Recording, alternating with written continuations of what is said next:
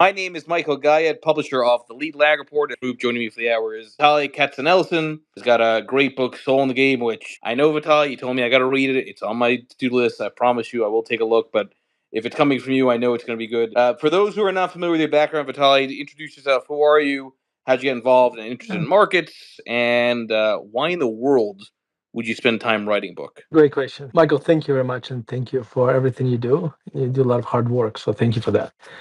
Um, so today I'm a diehard value investor. I'm a CEO of IMA. We are a value investment firm in Denver. I, as you can tell from my slight accent, I was born in Alabama. No, I was born in Russia, and I moved to the United States in 1991 with my whole family. And I went to CU Denver. I got my undergraduate and graduate degrees in finance, and then I joined IMA in 1997. So I've been with the firm for 25 years. Oh my God! And basically, in addition to investing, I love to write, and that's kind of what became. I started writing in 2004.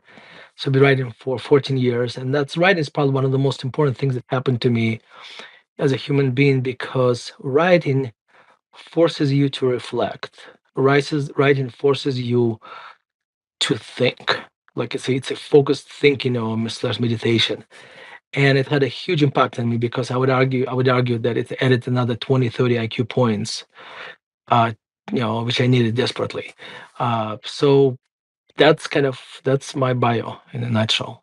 Like you, I mean, I write quite a bit, and I find it's the same dynamic. It helps me formulate my thoughts in a very structured way. I also find it can be therapeutic, right? Especially when you're in an environment that's not favoring your approach. This year has been very difficult for, and Mm. the last decade, you can argue value's been just a challenging style, depending on how you define it. Do you find that writing helps you stay in the game longer because it gives you time to not just reflect but have confidence that the cycle will come your way? Yeah. So let me give you this example. It's going to be very similar to writing as well.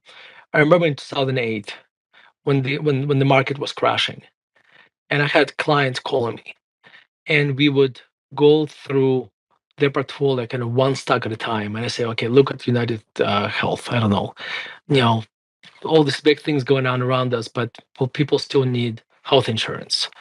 And this is what you're paying for. This is, this company trading at 7, 8 times earnings. And so we unlikely, yes, we have a temporary loss, but we unlikely going to have a permanent loss. And so at that time, kind of rationally going through the portfolio, kind of one stock at a time with my clients on the phone, did not just give me just did not just give confidence clients just to stick with me, actually give me the confidence to stay, with what we're doing. And writing does the same thing basically. When I write quarter letters to clients or seasonal letters to clients, I basically, have to communicate to them what I think. By the way, a lot of times before I sit down to write, I don't know what I think, and I find out what I think while while I stare at the computer for 2 hours a day in the morning. So that what writing does, you're absolutely right. It makes you a lot more rational.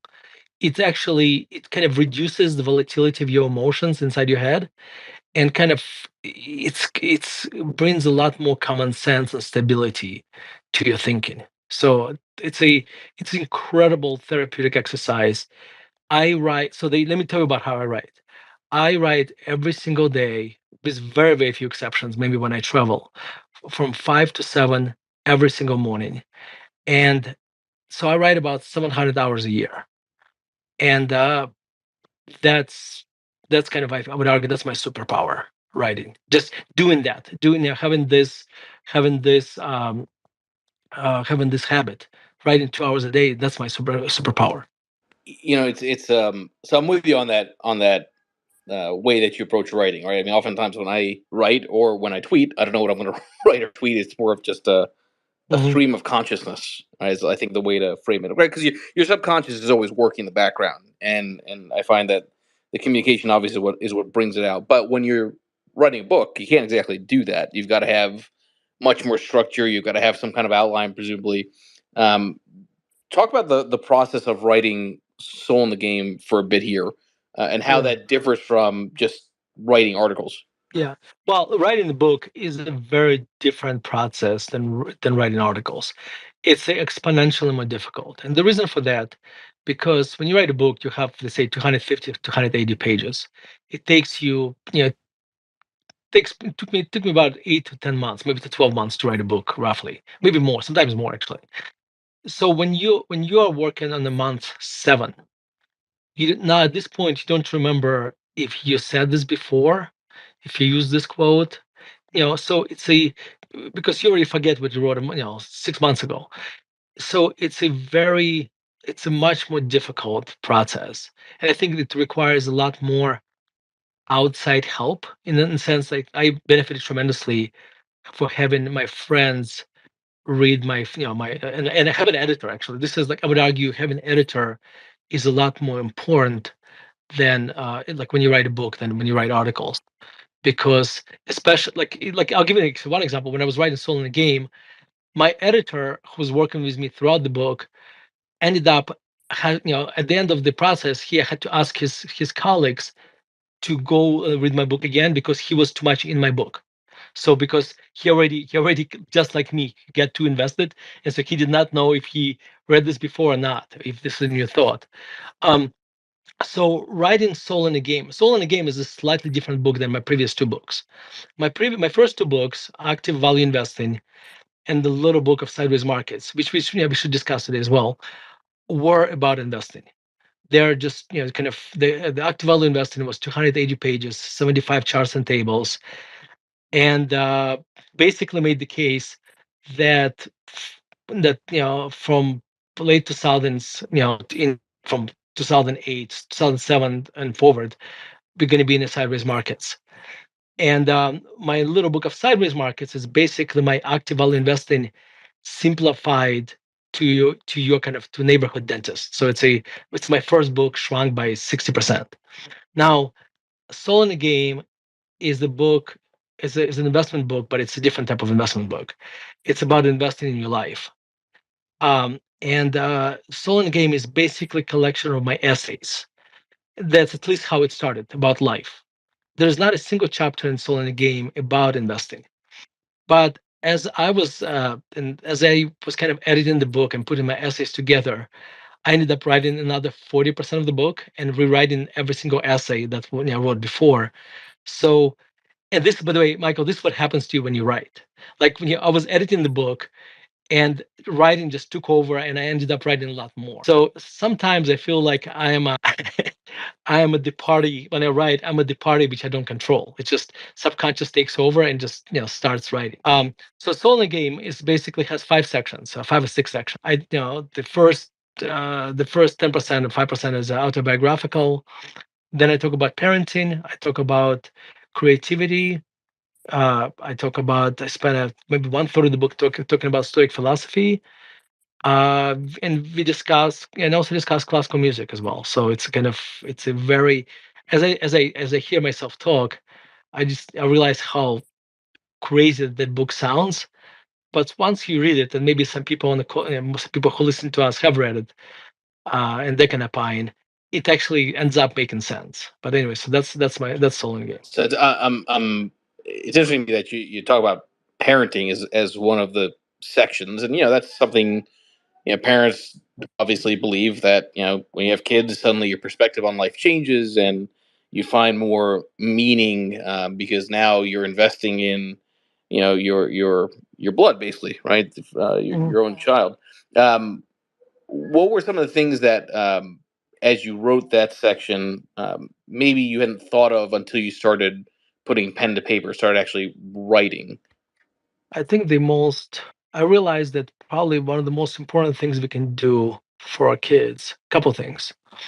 Number one, actually, when we are with them, actually being with them, actually not being in the room with them, it doesn't count. Actually, giving them attention, spending time with them.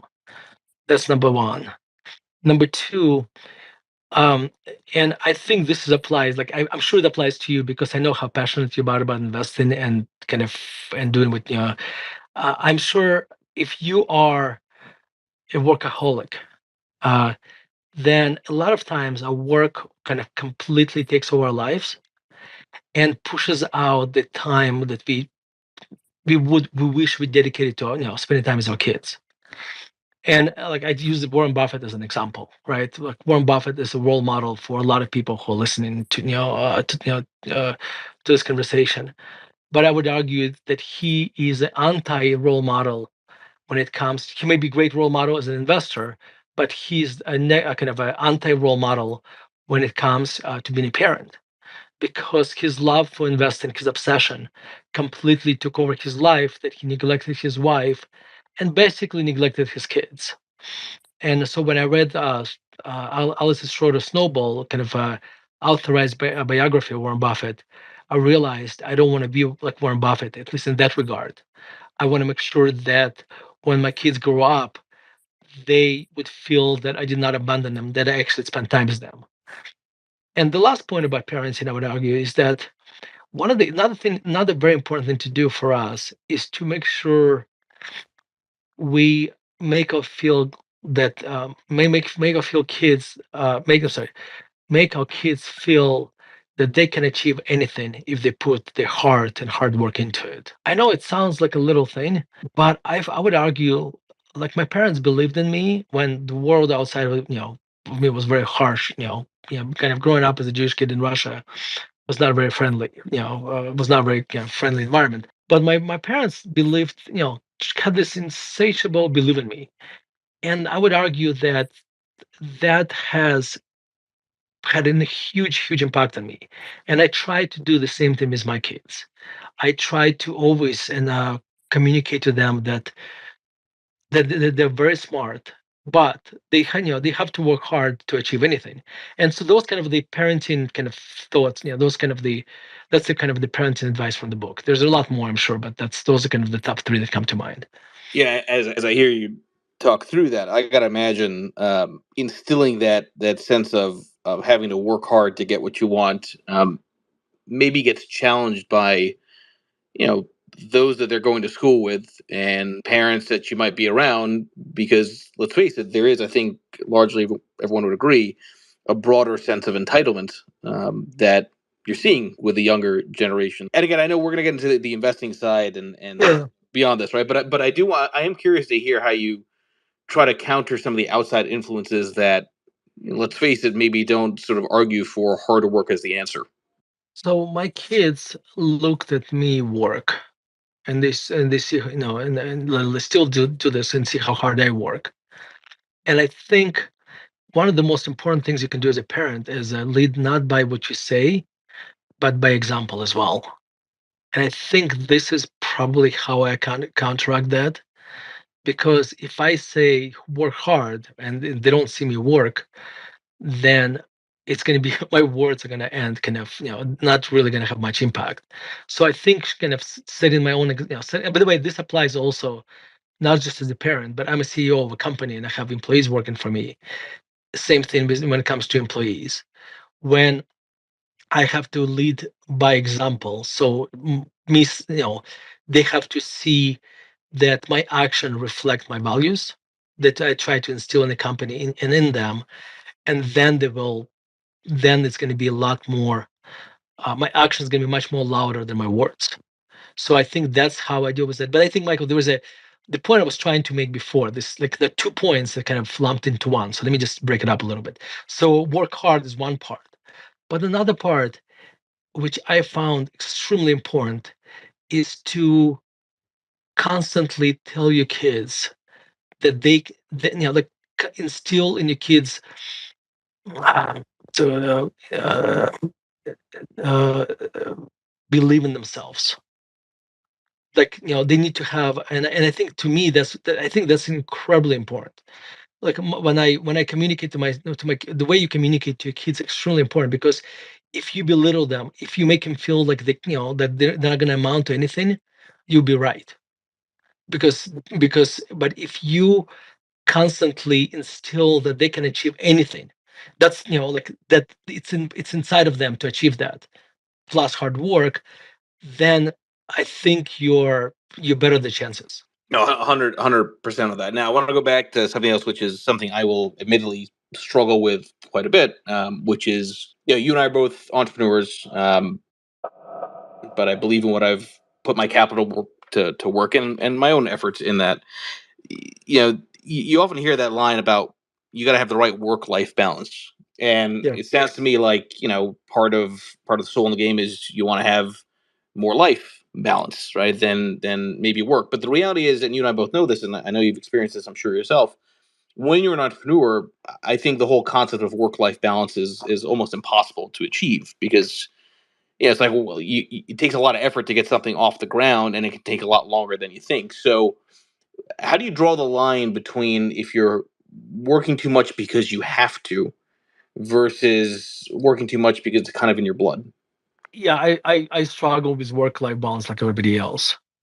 And what I try to do, I and now with like the Stoics have this concept of negative visualization, and and I remind myself that my kids will not be young forever. Like example, I use my oldest daughter is in 11th grade, so I only have 3 semesters that left that I'll be driving her to school. So when I want, like in the morning, like when I want to run, to work because I have a lot of work to do, I remind myself of that, and therefore, when I drive her to school, I choose to drive her to school instead of going to work earlier, and and uh, and when I'm with her, actually, and her sister as well, I am present. I'm fully present. I'm engaged with with them, with my kids, because I realized I only have what 250 days of that I was spending with my with daughter in the car. That's it. After that, she'll be gone to college. So it's a I would argue that if we workaholics just let the kind of our work take over our life, then that then we will have a lot of regret in the future. So what I'm trying to do, I'm trying to minimize that regret by but basically artificially, like, creating kind of some boundaries where I I make sure I set time that I go skiing with my kids. I make sure that I come home for dinner. So that means a lot of times that I come home for dinner, we have dinner, and I go back to work. But you almost have to. It sounds horrible because it almost sounds like they having a family is an inconvenience, but it's not, right? It's a if you're passionate about your work, then it's just kind of you're on autopilot. It's kind of just occupies your life. So we have to artificially set this bound, kind of set this, create a schedule where we spend time with our family. And as my friend, as my company got kind of more like more on the solid footing and more autonomous, I'm able to find more time. But I remember when my kids were young, when company was tiny and my kids were young, I had to kind of create this time. It was had to carve out time to spend with them. You had mentioned two things which actually relate very much to investing in general, right? Which is you want to minimize regret and you want to have boundaries, right? And you can apply that to portfolio management too. What are some of the things that, as you finish the book, you realize maybe you were doing without outright knowing it when it came to your own investment process? And is there anything that, as you went through that process of writing the book, made you even think about tweaking an investment process that you have in place? So okay. So in the book, I spent 1/3 of the book talking about Stoic philosophy, and let me touch on that a little bit. So the Stoic philosophy is about 2,000 years old, and it's originated in ancient Greece and Rome, basically. And when I got exposed to Stoic philosophy, I was shocked how relevant it is today to our lives. Even though it's 2,000 years old, humans have not really changed. Like one of the Stoics, Seneca, spends a chapter in his book talking about how people waste their time on doing silly things. And when you read this, you think he's talking about Facebook, Instagram, and YouTube. And this is a guy who lived in ancient Rome, literally 2,000 years ago. So people were wasting their time. They had different things to save to waste their time 2,000 years ago, but they're still wasting their time. Now, there's one concept in Stoic philosophy that has a terrific parallel with investing. And there's this concept called dichotomy of control. And this concept is very simple. It says some things are up to us, some things aren't. And Michael, I say this, and it sounds like very kind of it's very dry, and But if you think about it for a second, what is up to us? And this is where it gets interesting. What up to us is how we behave, our values, okay, and nothing else. Everything else is not up to us. When you drive to work and you encounter red light, you know that's not up to you. When you go to grocery store and the grocery store clerk is rude to you, that's not up to you. Your wife looked at you the wrong way. Again, you can't control that, but what you can control, how you respond to those things. When the grocery clerk is rude to you, it's up to you how you respond. When your wife tells you something you don't like, again, it's up to you how you respond. But you can't. You're going to go through life and there'll be a lot of things that are not up to you. Most of them are, in fact. So now, how does it relate to investing?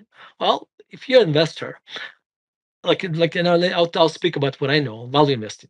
Okay, what's up to me is our process. What's up to us is how we analyze companies, how well we design our process. But once we buy those companies, how the market values them on a daily basis, it's completely not up to us. What's up to us is how we react either to the news, is there how we react to the stock prices. Do we take advantage of them, or they take advantage of us? That's up to us. So I think that's kind of the dichotomy of control applies to investing. Like it's just though it's kind of it's a Stoic philosophy. It should be kind of also part of value investing philosophy as well. Well, number one, I would argue don't worry about grammar. Number two, writing is rewriting. So when you write and you just, just do kind of a brain dump on on pages, and don't judge it. Just don't judge it. And then the writing is really rewriting. You say the way your first draft looks. Don't be scared by that, because like it's not the first draft that matters. It's the 47th draft that matters. Um, Also, be kind to yourself, because what happens when you write, if you are not really in control of the process. The only thing you're in control of is showing up and creating the space to write. It's really, as Michael mentioned, it's your subconscious that does the writing. And I'll tell you, there are so many days when I show up and I sit in front of the computer for hours, and I produce absolutely nothing. When I started writing, I was very harsh on myself. I felt like I wasted my time. Um, and Today, I basically tell myself, well, I just planted seeds in my subconscious, and when I go for a walk or when I take a shower or whatever, it's those seeds will kind of will materialize into thoughts that when I come tomorrow, I'll be able to they'll come out on the computer screen. So those are probably the reason I say don't worry about the grammar, because number one, like when you are doing a brain dump, just the thoughts come out. Sometimes your brain is probably faster than your writing, so your grammar is going to be horrible. You can always fix grammar at the end. Also, if you are self-conscious about your grammar, you can go on Upwork and you can hire somebody for $20 an hour. There's a lot of unemployed English majors who would be able to edit your work bucks an hour, and it's gonna look perfect. Uh, It's there's also websites like Grammarly and things like that. I think yeah, yeah, it's and now there's like Chat GPT and there's a lot of ways. Yeah, it's interesting, right? I mean, now we're at a point in society where technology basically can communicate an idea largely, which means we don't have to be as good of a communicator as the standard might have been beforehand. It's really all about ideas and maybe the structure around that. Just for the remaining half an hour here, everybody, please make sure you follow Vitaliy Katsenelson. You can check out his book. It's on the pinned tweet. By the way, Vitaliy, I'm sure you've seen that review is shutting down, so you might want to find a new newsletter No, provider. we have a Substack. By the way, just if you guys subscribe to our review, and then we'll move you to Substack. If you want to receive my articles, just click subscribe to review, and then we'll move you to Substack in a few weeks. So don't worry, you can subscribe to review. All right, so I always like that the contrarian edge as a name for the kind of umbrella of your writings, and I want to focus on the word edge for a moment because that's often thrown around a lot. What's your edge? What's your edge? Um, from my own analysis, backtesting, the reality is having an investment edge is remarkably difficult. This is why buy and hold is remarkably difficult because it's hard to generate alpha. And even if you find an approach that generates alpha, you have to still have a cycle that favors the anomaly and then stick it out long enough to see that cycle come to pass, right? Um, Mhm. how do you think about generating an edge as an asset allocator, especially in a year like this year where, let's face it, it certainly didn't kind of follow the textbooks. As I think as an investor, what you want to, so there was an article written by somebody, I forget who it was, but it's a really famous article that describes three sources of competitive advantage. One is informational, which is very difficult to have in today's environment unless you're willing to go to jail for that. So that's the informational advantage is kind of basically gone. Maybe 20 years ago, when Regulation D was not there, you could have had a information advantage. So that one is gone. Then you have analytical advantage, and then you have behavioral advantage. I would argue that analytical and behavioral advantages are kind of joined at the hip a little bit because you actually you what you choose to analyze determines your behavior as well. So I look at it so like in other words, I have this. I wrote this essay. If you Google it, six commandments of value investing, and there I talk about that your total IQ is really just, if you look at it as a formula, if you look your IQ times your EQ, then that's your total IQ. However, your EQ cannot be greater than one. So hypothetically, when if your IQ is a 150 and your EQ is zero point 0.5, then your total IQ is 75, right? Now, what's interesting about this is that when it comes to investing, your total IQ is going to be different when depends on the type of companies you analyze. So first of all, if I try to analyze, let's say a biotech company that has a one drug, early stage drug, first of all, my EQ is going to be very low because I was horrible at chemistry when I was in high school, and for this reason, and also for this reason, because my EQs will be low, my IQ will be low, my EQ will be low as well. IQ and EQ will be low. Now, also, I never made any money in retail stocks. So my EQ, even though I understand the business, my EQ when it comes to retail stocks is going to be very low. What it means is this: even though I think I understand the business, when that business will be under stress, I will be a lot more emotional, and therefore my total IQ will decline as well. So it's going to reduce my, so at the time of stress, my total IQ will decline. Now, what I try to do is try to find problems where both my EQ and IQ are high. So there's certain industries that I feel I understand very well, and where I my EQ is very stable.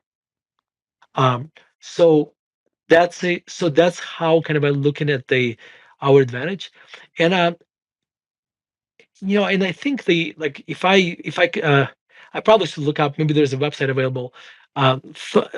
If I would rename Contrarian Edge, it would be thoughtfully arrogant, and I think that's what being contrarian is. Like, you don't want to be contrarian for the sake of being contrarian. You want to be thoughtfully arrogant. Let me explain what it means.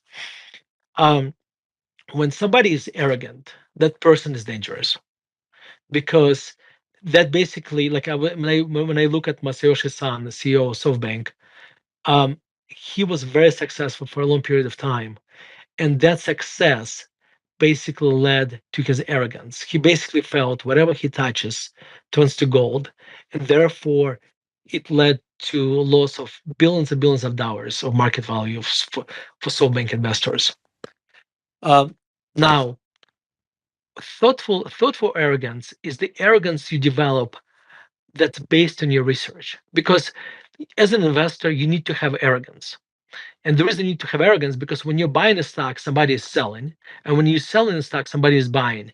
So that in itself is an act of arrogance because you're basically saying, "I know better than the person on the other side." Now, but the reason you need to have thoughtful arrogance because that is the arrogance that you deserve, and you deserve this arrogance because you earned it not based on your past decisions, but based on your analysis of your current decision.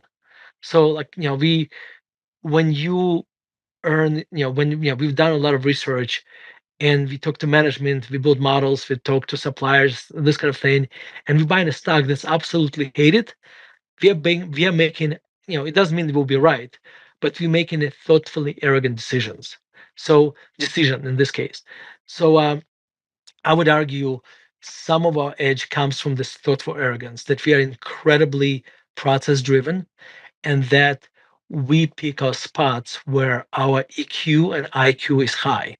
I hope it answers the question. What you call thoughtful arrogance, I would respond by saying few understand this. Okay, which is the line I keep saying. But I actually think the way that you framed that was really spot on. I mean, in my case, I see few understand this to kind of poke fun at the Bitcoin maxis, and few understand that it's sarcastic and a joke. But every now and then, I'll put a tweet out saying I'm starting to think few really do understand this because, like in my case, if I say something which is against the grain, is contrarian. I'm purposely loud because that's what gets engagement on Twitter. Okay, fine. But it's also still based on research. It's not sort of a gut feeling like you often see, I think, on FinTwit. And even going back to your point about EQ and IQ, um, you have to be thoughtfully arrogant also in terms of believing that the summation of the two is higher than the person that you're trading against.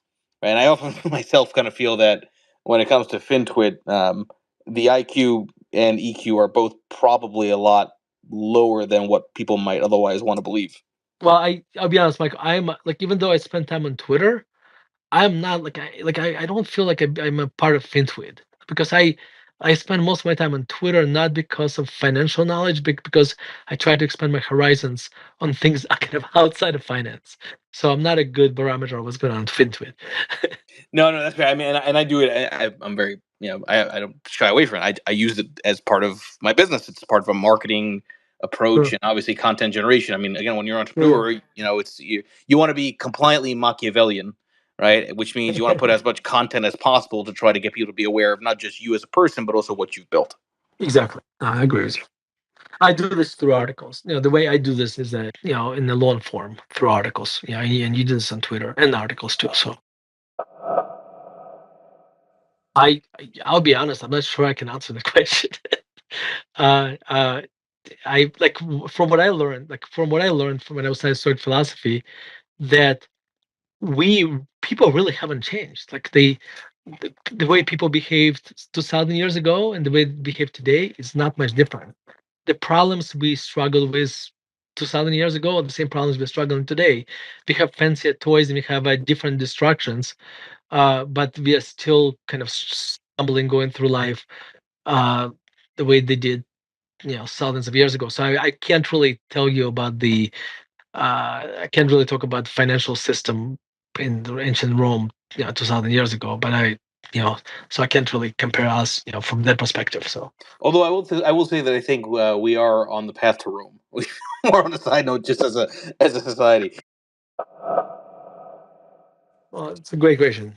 By the way, it's great to hear you. Um, um, so, um, so the way we analyze companies is that the most important thing, we have to be able to understand the business, right? So when like when you've been doing investing for a long time, you kind of start seeing certain uh I'm going blank on the word, but I start seeing patterns, right? So when I look at the business and something clicks with me, with a business, like either they have a good, either identify with the management, or either I see they have high recurrence of revenues, they have some kind of unique qualities that I like. That usually attracts my attention where I want to spend more time looking at the business. Um, if I feel that I understand the business, we keep going forward. If I feel that I don't understand the business, we just stop right there. So the longer you do this, the more kind of filters you create. You kind of you understand, like, because most of my time is I'm just saying no to businesses, right? Because I have a portfolio of 25, 30 stocks, and there are, I don't know, if you include American and the U.S. stocks and foreign stocks, you have probably, I don't know, 5 or 10,000 stocks out there. So I only need 25, right, or 30. So first on the first round is basically my job is to reject ideas, and then once something piques my interest, we kind of start studying this, and I have two analysts that help me kind of we work as an octopus tentacles kind of business. That's our model. I'm the octopus, and they tentacles help me to do better research. So the way we do research, we read 10Ks, we read transcripts of the conference calls and the presentations. We spend a lot of time on YouTube watching their interviews with their management, or listen to podcasts if the management did interviews on podcasts, this kind of thing. We subscribe to third party interview services where the experts in the industry. We read experts transcripts of interviews about that business, or suppliers or whatever. So we try to understand the business, kind of try to get. In fact, I would argue that there's two services. There's Tagus and there's Stream, and there's others as well. They help us to understand the company inside out. Because when you read 10Ks and companies' presentations, you are basically looking at the company from outside in, right? Because you are reading communications from the management, what they want you to see. Now, when you start reading financials, again, constructed by management, but then there are rules, so management really has it can bend the rules slightly, but very little. So financials, tell you another story as well. But then when you start reading interviews of somebody who was a CEO or CFO of this business 5 years ago, or somebody who was a customer of this business or supplier, etc., suddenly you start seeing what's going on in the company out. And I found it to be extremely, extremely important. Um, so once we understand business, we try to figure out how much it's worth, and once we figure out what it's worth, then we ask ourselves a question: how much account we need? The lower the quality of the business, quality is too low. No matter just how much, we try to build up growth to understand how much the industry is growing, how much can this company take market share in this industry, price power, this kind of thing. So that's Michael. You there? Yeah, I think you were breaking up there. I don't know if it was on me or if anybody else was having issues on the last 20 seconds there. I hope Yeah, no, Elon Musk fixes this. But yeah, no worries. I think just maybe the last 20 seconds. guys, I forget exactly what hello. dropped off. It was so good what you were saying that Twitter couldn't I handle. know. I know. Can you guys hear me now? Yeah, you're good. You're Okay. good. I, I think Wells Fargo has been penalized and over penalized for the last 5 years. I'm not sure if the crime fits the punishment, because I like this is not the first fine they paid, right? I mean, I already lost the number of fines they paid. Um, but I think the issue with Wells Fargo was kind of the wrong incentives, right? And I think they are paying that was really the issue, where they opened multiple accounts for, like, I read the number somewhere that and I'm and I'm not as familiar about the latest punishment, but I read the number a while back that the total loss to clients, and they have, I don't know, millions of clients, was maybe $20 million or something, some relatively small number, which they refunded and everything. But the fines they paid and the market value they lost was in the tens of billions of dollars. So um I I'm not sure how widespread that is, what they did, and with other banks. But I promise you, if other banks were doing what Wells Fargo is doing, they that they they changed their behavior, most likely, because the punishment Wells Fargo suffered was very severe. No, it's not. Wells Fargo is one of the largest banks in the United States, despite federal government is trying limiting their growth. So it's very they have a very large asset base, so so they can. The reason they're paying this kind of fines because they can the government knows how much money they make, and these fines are usually proportionate to the size of the company. So if this was a I don't know, 10 billion, $1 billion community bank or whatever, they would be paying fines that would be in tens of thousands of dollars or maybe millions of dollars. So yeah. Yeah, so I think the like I coined this phrase that we over the last 10 years we had a bubble in everything but in common sense. And I think the kind of high interest rates are bringing common sense back, which is good because I think this is that's what makes value investing work, right? Because uh, when common sense come back, that undervalued assets get fully valued, and overvalued assets get you know you know decline. Um, so from like very see if you and I talked maybe a year ago or 2 years ago, I would have told you that defense companies were undervalued, and I wrote about this. Um, you could see as an industry they were undervalued, and but they're not undervalued anymore. Today, when I look at the stock market, I can't really tell you that this industry is undervalued or this industry is undervalued because I like nothing is kind of like in my mind is like I don't see like an industry that is undervalued. So you just have to kind of pick one stock at a time. And I would argue that I just talked to Wiley last week about possibly re-releasing kind of re-releasing my the little book of sideways markets, and me kind of rewrite not rewriting it but updating it, because I think that book is more relevant today than when I wrote it. Because if you look, so this is kind of interesting. This is in my latest client letter. This is kind of so if you look at the stock market today, we are trading about so the S&P is about 3,800, right? Earnings for this year are supposed to be about 200. So we are trading about 19 times earnings. Okay. 19 times earnings does not sound like a very high valuation. Yes, it is above average, and average was about 15, but it's not insane. It's not at 30 or 50 times earnings, right? But the problem is that this is 200 hours of earnings. It's based on 11.5% profit margins. If you look historical margins were about like maybe 5, 6, 7% history, profit margins for the economy.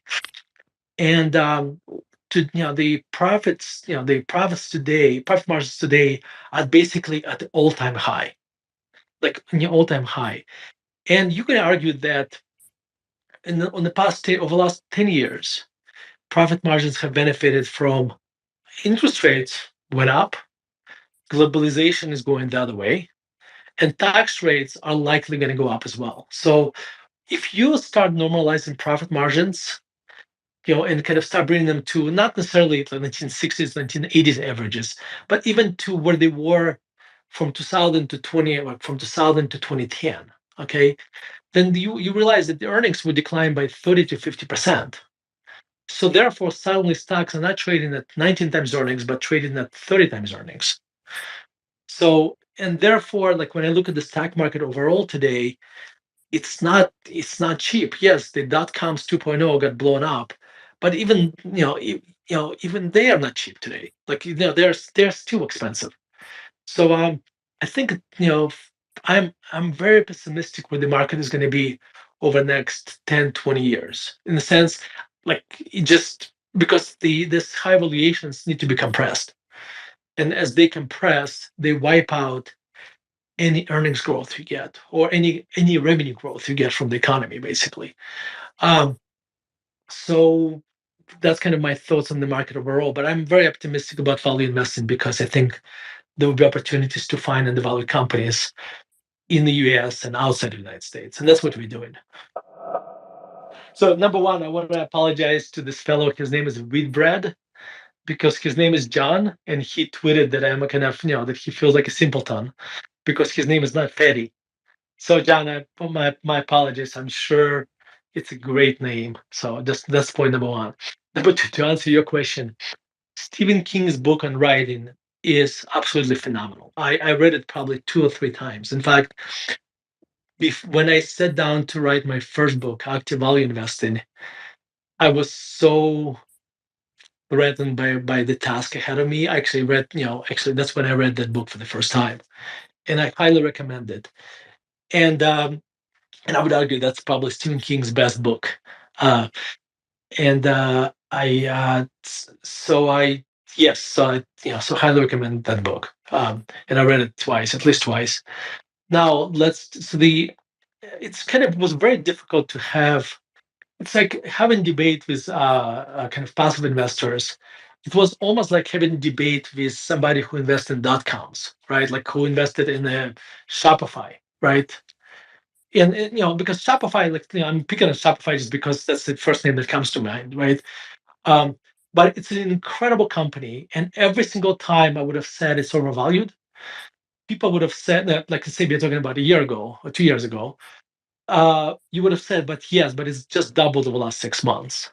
And look at Toby, or I think is it Toby? I forget who runs it now, but uh, look at the CEO, look at the product, look at all these things, and it's a very difficult conversation to have because those people have a history, kind of a recent history behind, kind of as an argument. And when you try to get people to use, kind of to look for a really alternative history perspective, which is basically saying, yes, the stock went up, but it was overvalued, now become more overvalued.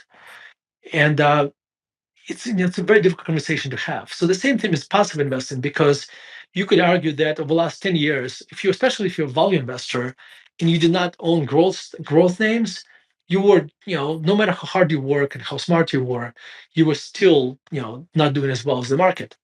So the it's a difficult conversation to have with those people, or it was a difficult conversation to have because they had a recent history, kind of as an argument. And I choose not to have these debates because you can't. It's like almost have a debate about religion because you can't win. So but I would argue that if you own indices for the next 10, 15 years, you're going to do miserable. Your returns will be miserable just because you're buying a lot of overvalued companies. So I hope I answered your question. Yeah, no, that's great. I think that's a good place to end this space. Again, everybody, please make sure you follow Vitaliy Katsenelson. Check out his book as well. Any parting thoughts, Vitaliy, before we wrap up here? Well, yeah, guys, I just highly implore you. Like, you can get a Kindle version of my book for $7.50. I really wrote the book not because I want to make money on this. I just want to make it. I want the book to make a difference in your life. So check out the book, and yeah, and also like I know that the review is going away, but subscribe to, like, in my profile, subscribe to my articles and review articles, and then we'll transfer it to Substack. So just that's the easiest way to do it for now.